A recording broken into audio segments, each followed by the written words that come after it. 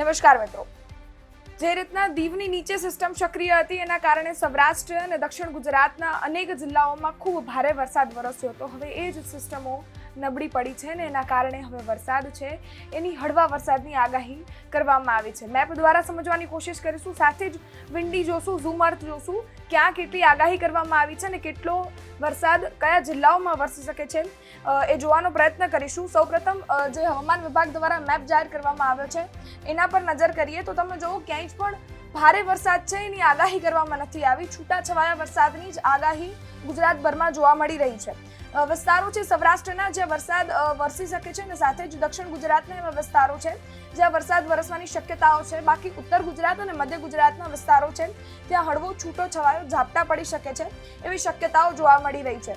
એક પણ જગ્યાએ ભારે વરસાદ વરસે એવી શક્યતાઓ નથી જોવા મળી રહી।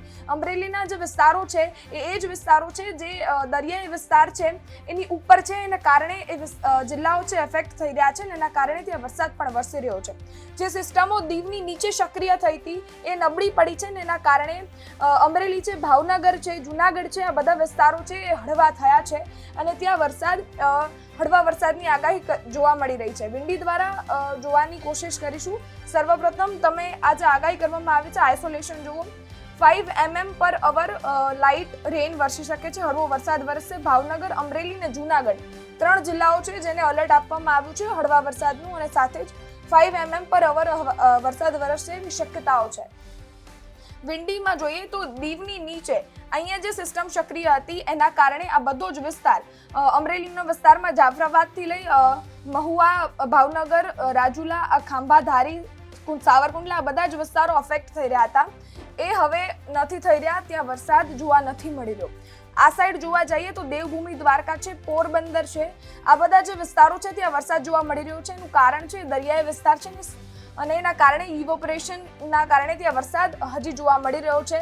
બાકી ગુજરાતભરમાં વિંડી દ્વારા અત્યારે 11 તારીખના 12 વાગે વરસાદ જોવા નથી મળી રહ્યો। જેમ જેમ સમય આગળ જશે એમ જોઈએ વિંડી શું તમને વરસાદમાં આગાહી જોવા મળી રહી છે। આખા સાંજના તમે 9 વાગ્યાનો સમય જોશો, સાંજે 9 વાગે ક્યાંય જ પણ ગુજરાતમાં વરસાદ જોવા નથી મળી રહ્યો।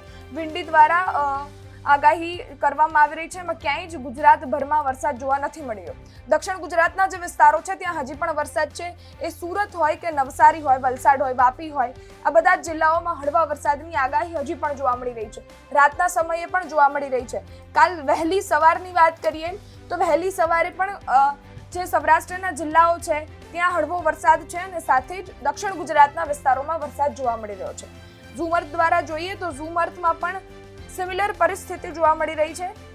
જે દરિયાઈ વિસ્તારો છે, આપણે દરિયાઈ વિસ્તારોમાં નજર કરીએ તો હાલની અત્યારના સમયમાં દીવની ઉપરના જિલ્લાઓ છે અમરેલી અને ભાવનગર, ત્યાં બંને જે જિલ્લાઓ છે ત્યાં વરસાદ જોવા હાલની અત્યારના સમયમાં મળી રહ્યો છે।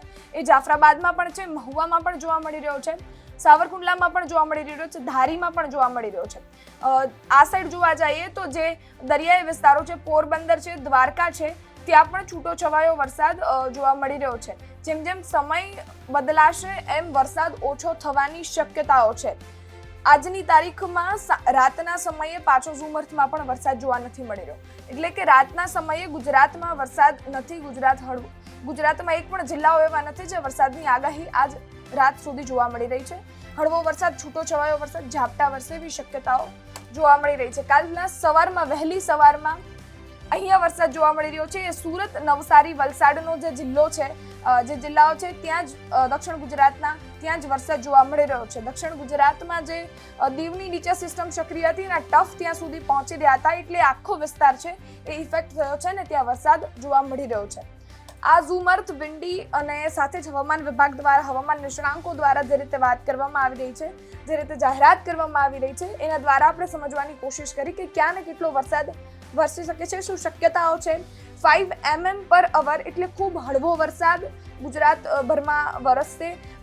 ખાસ કરીને સૌરાષ્ટ્ર અને દક્ષિણ ગુજરાતના જેટલા જિલ્લાઓ છે ત્યાં વરસાદ વરસવાની શક્યતા છે। તમારા જિલ્લામાં કેટલો વરસાદ હાલની સમયમાં વરસી રહ્યો છે ને આવનારા સમયમાં વરસાદ વરસશે એ વિડીયો જોઈ રહ્યા છો, કોમેન્ટ ચોક્કસથી કરજો। ફરી મળીશું, ત્યાં સુધી ગુજરાત તક જોતા રહો। ધન્યવાદ।